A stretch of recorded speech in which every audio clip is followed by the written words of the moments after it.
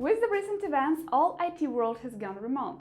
And guess what? The productivity and the efficiency of remote employees never faltered. With some exceptions, work-at-home professionals delivered the same amount results and the same quality-oriented results as they did before the global lockdown. This situation should have proved to potential customers that remote consulting and remote outsourcing companies should have the same level of trust as companies that have offline offices. In fact, companies that operate 100% remote are actually more beneficial to hire because they save their costs on the office rent and supplies, and therefore they can charge less. So now it might be probably the best time to actually start your consultancy tech company if you still haven't. A side note here, being remote means that you have to imply the highest level of security for your team members. If your company does not have its own servers, its own cloud, its corporate email, its PM tools, its VPN, whatever it takes to make your company operate efficiently and at the required level of security, something is probably wrong with your company. And as a customer, as a potential client, I probably wouldn't have much trust in your company. Let's start afresh and go step by step. The first step you want to take is to subscribe to this channel, because on this channel we talk a lot about IT jobs, IT businesses, online businesses overall, and overall productivity hacks for online entrepreneurs. So you might want to subscribe and click the bell icon right next to it so that not to miss all the new comings. And the second step for you would be to watch 4 videos that I linked below in the description. For example, this one on how to start a remote software development company from home. This one includes basics, so you might want to check it out later. Let's get down to business. When you start a tech consulting business from home, the first thing you want to ensure is to ensure that you have your first customer or your first customers to start with. This thing will ensure that you won't have to starve as a new entrepreneur, and this will help you to scale your business and actually to build your company around this first major client or clients. Let me explain. As a new tech consulting or outsourcing provider, you typically have 4 business models to start with. The first way to build your company is to build your company around one major skill or one major direction. For example, let's suppose it's a data science, and you will own a group or a team of data scientists, and you will develop in this direction specifically. In this case, it will be harder for you to scale, and it will be maybe harder for you to grow your company, but this one is a workable way to start your company. The second type of starting a company is building your company and building your team and growing your business around one major client. So you start with one major client, and while it helps you to accumulate your income, you grow your company in other directions. The third type is a 100% outstaff company, meaning that you find people for your clients and you almost sell your developers to work for that client specifically. I don't recommend this business model, but it exists and it's workable. And the first major type of business models for consulting and outsourcing businesses is sales and management based company. Here you don't actually own any internal software development team. What you do is you sell developers from other countries for the projects of your clients. This one is a little bit new business model, and I will explain this one in my next episodes, but just so that you know. What I am advising here for you is to go for the second type of business model, and that is building your business around one major client and then scale. This one is the easiest and the safest to go with. By the way, if you need your business template, make sure to grab a free template that I prepared for you. The link is in the description below. Now, the second step for you would be try to grow your clientele base. And I'm speaking about trying to grow your clientele base for a reason, because in the first few months of your operation as a company or as an independent contractor, let me put it this way, you might not find any new customers and any new clients to work with. This will get you discouraged. But this is the stage also where you test yourself, whether you're ready for solopreneurship or entrepreneurship, whether you're ready to build your business, whether you can scale it, whether you actually want it, or whether it was all a bad idea.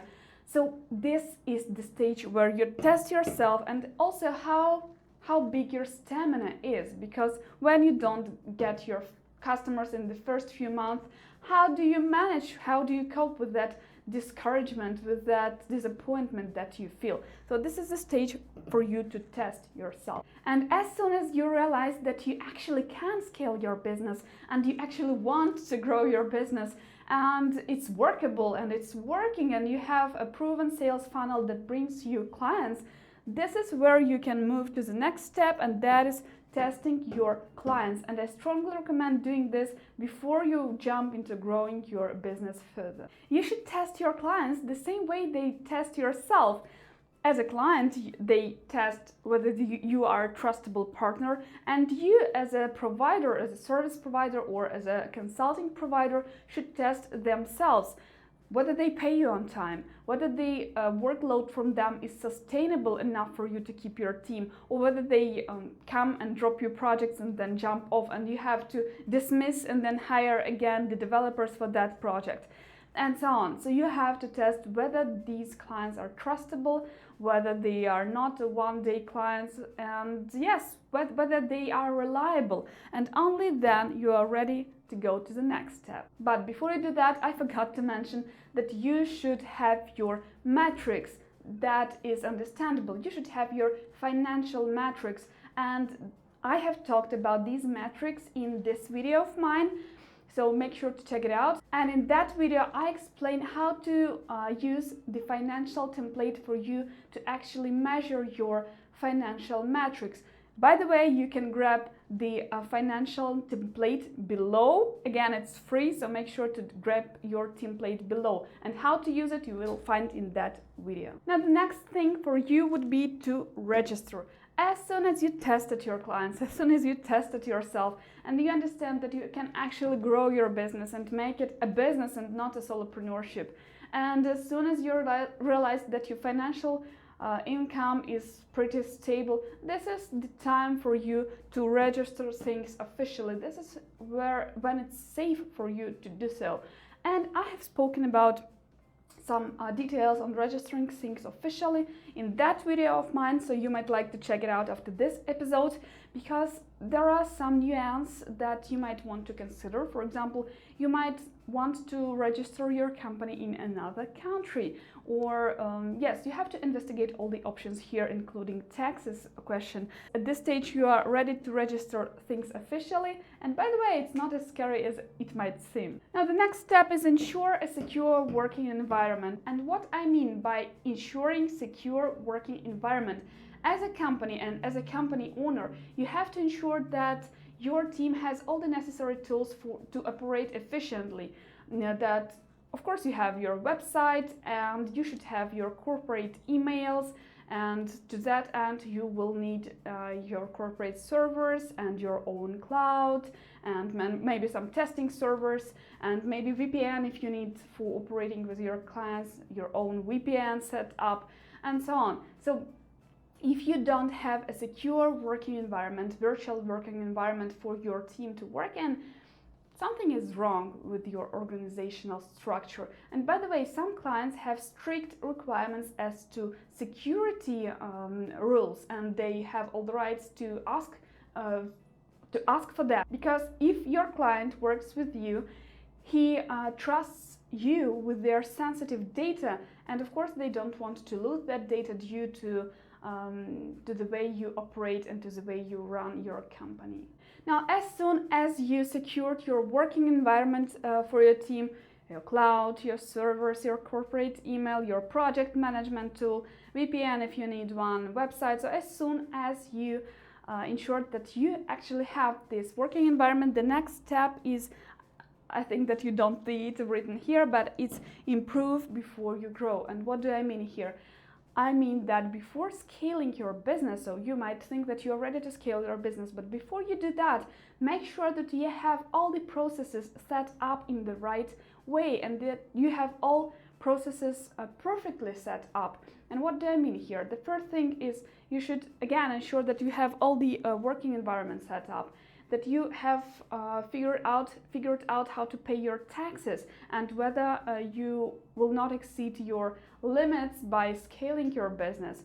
And you should ensure that you have a sales funnel, working sales funnel set up again, and that it will deliver your clients. That you have, very important here, that you have your hiring process and your dismissing process as well again figured out, because when you scale and when you need to bring more and more people to your team, you will face this problem. It's either lack of projects or lack of people, so you have to ensure that you at least have the latter problem solved, that you have some funnels to find new people from, and so on. So as soon as you figured out and as soon as you ensured that you have everything perfectly set up, that's when you're ready for the next step, and that is scale your business. Now, why do I speak about the importance of improving all of your processes before you scale your business? Well, the reason is obvious. In a consulting business or in an outsourcing business, it's always the same type of problem for all sorts of outsourcing providers, and nobody could escape this problem. It's either lack of projects or it's lack of resources, human resources, what I mean here. For example, you have signed a contract with a new client, and that client wants you to bring aboard like 10 new developers, and you celebrate, ooh, 10 more people, so it means an increased income, right? Then you need to find these people, and of course you lose time and money in the process of hiring and finding new people. And when you bring them aboard, and that client all of a sudden cancels the project, so what do you do next? So my advice is, and then you have the excessive amount of people and lack of projects. So it's always two sides problems here. So it's either lack of projects or lack of resources. And my advice is be very cautious at this stage of scaling, at this exact stage, not when you launch your business, not when you find your first customer, not when you register your business, because it's not as scary as you might think. You register your business, and if things go wrong, you can cancel it. But the most dangerous situation is when you scale your business, because always question yourself, what would happen if? What would happen if the client cancels his project? Do I have funds to pay my team? Or do I have means to find them the substitute project soon, like really soon, immediately, preferably yesterday? So always question yourself, do you have a plan B? What means do you have to solve the issues that will inevitably arise, and so on? So you should think in ahead, several steps in ahead, before you sign any major contracts and before you go anywhere. And another advice of mine is operate on a pre-paid basis. That's an axiom that not all people are following, but you should consider this one. Always operate on a pre-paid basis. And again, why it is so important to consider at the scaling stage, because when your team is small and something goes wrong, for example, the client doesn't pay you and drops you off without paying your team's salaries, if you have few people in the team, you can cover their expenses and their salaries most probably out of your own pocket. But if you have a team of 20 who were left without salaries, that's when you are in trouble, because I presume that not everyone have an emergency fund. And that's where we go to the next step, and that is building an emergency fund. Actually, you should start building your emergency fund as soon as you start making some profits. My advice is set yourself a set, stable salary, yourself as a founder, as a CEO, or whoever you call yourself. Set yourself a salary and let all the commissions and all the profits go to the emergency fund. And until you have salaries of your team, including yourself, paid for the next few months, you can't breathe out. Think of it this way. If you still haven't, grab among my freebies in the description a checklist on starting a remote software development company, a remote online company, and you can start from there. Also, make sure to watch all of the 4 episodes that I linked in the description, because they all include some sort of The first episode includes the basics, the second is more focused on the financial management of your company, and so on. So make sure to check out all the 4 episodes I linked in the description. Hope you enjoyed this episode. Thanks for watching till the very end. Make sure to check out all the freebies and all the episodes I linked below, and leave me a comment if you have any questions that you might ask, and I will be happy to answer, or simply say hi in the comments. I love talking to people. Now have a great mood and see you next Wednesday. Bye.